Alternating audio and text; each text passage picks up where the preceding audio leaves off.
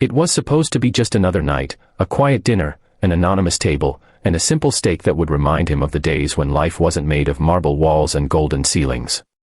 But as Aaron Vale sat alone in that dimly lit corner of a small-town restaurant, dressed in a plain jacket instead of a $1,000 suit, he didn't know his entire life was about to change, not because of the meal, but because of a handwritten note slipped across the table by a trembling young waitress.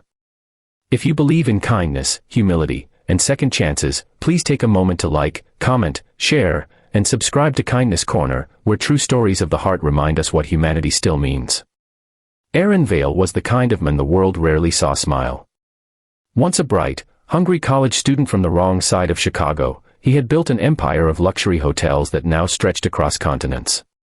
But behind his billions and carefully polished grin, there was a loneliness that never left, the ache of losing his wife, Evelyn, to cancer 3 years ago, and the guilt of never being there enough when she needed him most.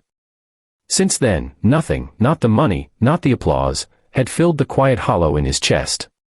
So, once every few months, he would escape. No entourage, no limousine, no tailored suits. Just himself, an old sedan, and the search for some forgotten part of who he used to be. That night, rain glazed the streets of a small town called Maplewood. He pulled into a modest restaurant with a flickering neon sign that read, "The Iron Skillet." Inside, it smelled of butter, smoke, and memories.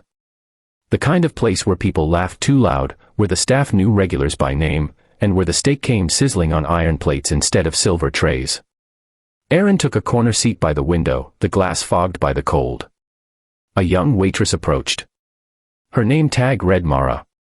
She couldn't have been older than 23, but her eyes carried the heaviness of someone twice her age. Her white shirt was neatly pressed, yet her shoes looked worn to their last mile. She smiled, though there was something fragile about it, a smile that fought through exhaustion. "What can I get you, sir?" she asked softly. He ordered a ribeye, medium rare, and a glass of water. She nodded politely and hurried away. As she walked, he noticed the limp in her step, subtle but there. A tired rhythm that didn't belong to someone so young. When Mara returned with the meal, Aaron caught glimpses of her glancing toward the kitchen now and then, as if worried about someone watching her. Once, she brushed a strand of hair behind her ear and whispered something under her breath, her face pale as she stared at a text on her phone. Aaron didn't mean to care. He'd spent years numbing himself to the noise of the world, to other people's pain. But something about the tremble in her hand as she poured his water, something about the way her eyes avoided his, it stirred a memory. His wife's eyes, years ago, the night she told him she felt a lump in her chest and he brushed it off, promising they'd deal with it later. That guilt had carved a permanent shadow in him. Halfway through the steak, Mara returned with the check.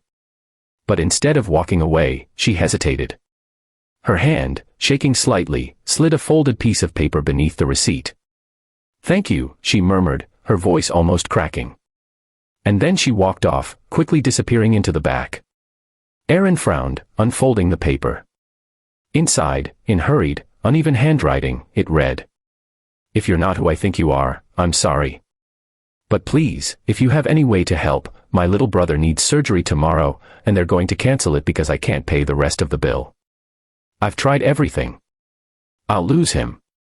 Please forgive me for asking. Mara." He froze. The letters blurred before his eyes. It wasn't the plea itself that hit him, it was the desperation behind it. He had seen such notes before in charity emails, business letters, requests that filtered through his staff. But this was written by someone who looked him in the eye while holding back tears. Someone who didn't know he could buy the hospital itself if he wanted. Aaron folded the note back, heart pounding. He rose quietly, paid the check, and left without a word.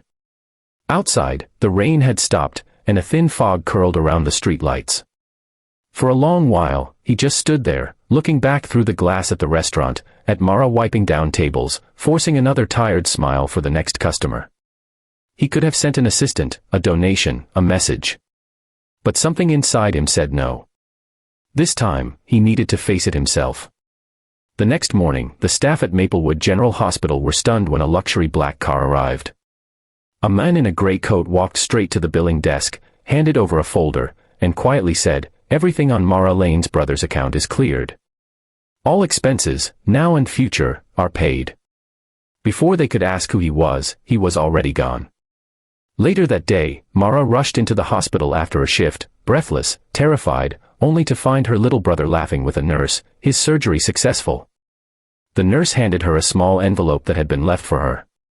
Inside was a simple note written on elegant stationery. Mara, you reminded me what it means to see someone's pain and not look away. Thank you for the note. You helped me remember who I am. A friend. That night, back in his penthouse, Aaron stood by the window overlooking the glowing city skyline. For the first time in years, he felt something pure. Not pity. Not guilt. But peace. Evelyn had once told him that real wealth wasn't about the empire he built, it was about the hearts he touched. He finally understood. Weeks later, the Iron Skillet received an anonymous investment that doubled its staff wages and repaired the old building. Mara never knew who was behind it. But every time a man in a gray coat passed by the window, she'd smile, as if she somehow knew. If this story touched your heart, if you believe that even the smallest act of kindness can ripple into something life-changing, please take a moment to like, comment, share, and subscribe to Kindness Corner to help more hearts find stories that heal.